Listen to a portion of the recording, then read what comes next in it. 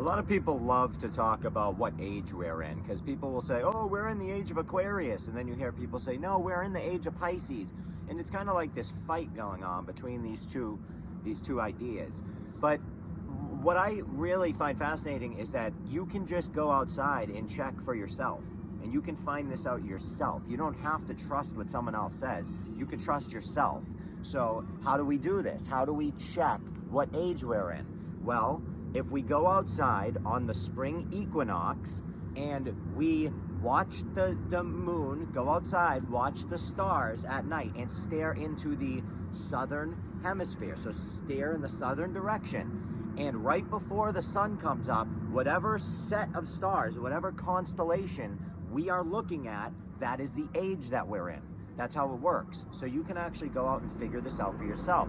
That's why when people say, we're in the age of Aquarius, we're not. And we can all determine that we're not by going outside on the spring equinox and looking up and seeing that we're not.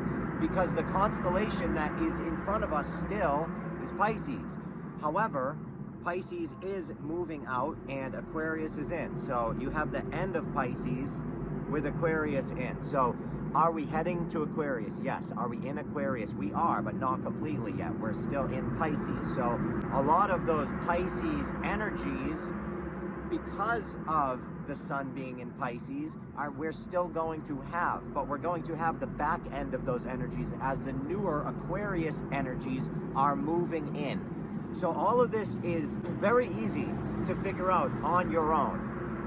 So you do not have to rely on other people to tell you what age we're in. You can just go do this and figure it out. Now, why is this important? Well, it's important because, for one thing, if you are interested at all in the Bible, and even if you're not, if you're interested in the stars, you should probably be interested in the Bible, because there is so much talk about the stars and the constellations in the Bible.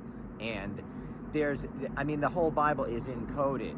And the whole encode is the stars, the moon, the sun, the constellations, the age, and the change of the age, okay? We went from Moses to Jesus, from Aries to Pisces.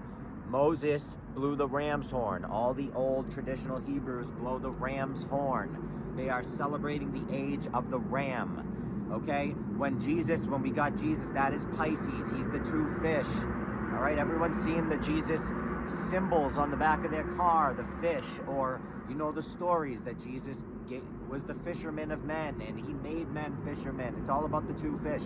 What was before Aries, because it was Jesus, the fisherman, Pisces, Moses with the ram's horn, who came down the mountain with the law, the tablets, and threw them down. A lot of people don't realize that the 10 Commandments are based off of 42 Egyptian laws, okay? And that's a whole nother thing, and those are based on what's called the 42 negative confessions, okay? And during that time, we had a man that came down from the mountain, 42 negative confessions, down, smashed him. It's a retold story.